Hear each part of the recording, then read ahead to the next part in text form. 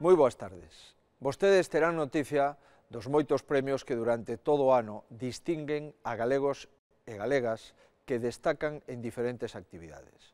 Asociacións de todo tipo, organismos privados, medios de comunicación e administracións públicas louvamos o mellor da nosa sociedade.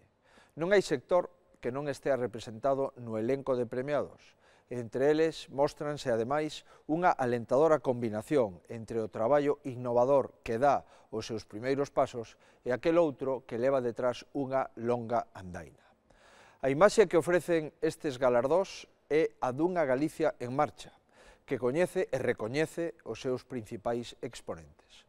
Produce unha fonda satisfacción que a nosa terra conte cunha canteira sólida de mulleres e homes notables e resulta alentador que ese talento sexa admirado. Somos un pobo rico en capital humano e sentímonos orgullosos diso. Compre destacalo e subliñar tamén que esa aparición de persoeiros dignos de ser recoñecidos non cesou nos momentos máis duros das turbulencias económicas. Nos trances máis aciagos, Galicia non parou de esforzarse, de investigar, de estudar, de emprender. Galicia atravesou unha crise, pero o noso xeito de ser e de facer nunca estuvo en crise. Os nosos valores mantivéronse en pé, non disminuiu a solidaridade, non se reduciu a tolerancia entre nós, non deixamos de ser unha comunidade que quere estar xunta, xamais desertamos do porvir. Existía na conciencia de cada galego a convicción de que nese futuro prometedor Galicia estaría en pé e reclamando un papel importante. Empezamos a vivir nese futuro representado polo Centro Tecnolóxico de Automoción de Galicia, aquí en Porriño, onde me atopo. É un bo lugar e unha boa ocasión para recoñecer o labor de todos os galegos que non foron premiados oficialmente, pero que son artífices desa nova etapa. Porque comenzamos a vivir unha nova etapa. Ninguén entendería un doente que non fixera caso dos primeiros síntomas da enfermidade, nin tampouco outro que desprezase os primeiros sinais de recuperación. Galicia non cometeu ningún deses erros. Na miña opinión, soubo anticiparse con terapias apropiadas cando aínda se dicía que a crise era ficticia. Sabe agora aproveitar os indicios de rexurdimento cando aínda teiman algúns en ver un panorama sen esperanza. A nosa é unha esperanza fundada en feitos e realidades, froito do esforzo, a constancia e a perseveranza das galegas e galegos. Así, a Galicia que estaba nunha nación que arrastraba un problema de déficit é agora a Galicia que durante 6 anos controlou as súas contas nunha España que por fin repeleu o rescate. A Galicia que tiña unha débeda pública superior á media de España é agora a Galicia que incrementou a súa débeda pública menos que a media das autonomías. A Galicia que decrecía económicamente é agora unha Galicia que aspira a crecer un 2% o próximo ano. E a Galicia que destruía emprego é agora unha Galicia que está empezando a crear emprego. Non é dabondo para levar a tranquilidade a tantos fogares con problemas, pero é un limiar necesario. Sen dúbida, debemos ter presentes tantas familias que aínda padecen as consecuencias da crise, especialmente as que sofren o paro, pero tamén convén ter presente que o que hoxe aínda nos parece insuficiente non hai tanto tempo que nos parecía inalcanzable.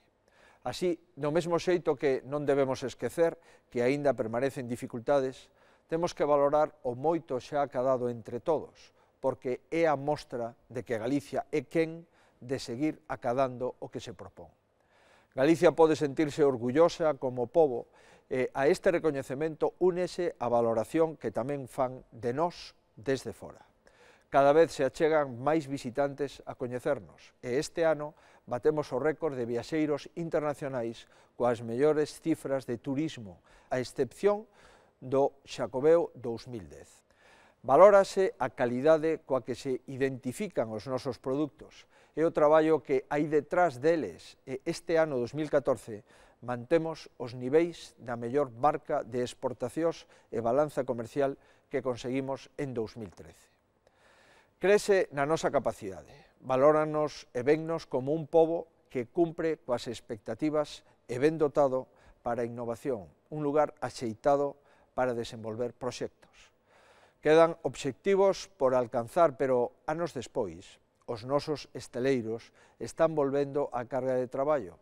E no ámbito da automoción, no que este centro é unha referencia internacional en tecnoloxía, logramos a mellor noticia posible para as 19.000 familias que dependen del. Os anuncios recentes de contratos e investimentos nestes sectores non son unha casualidade, ningún regalo.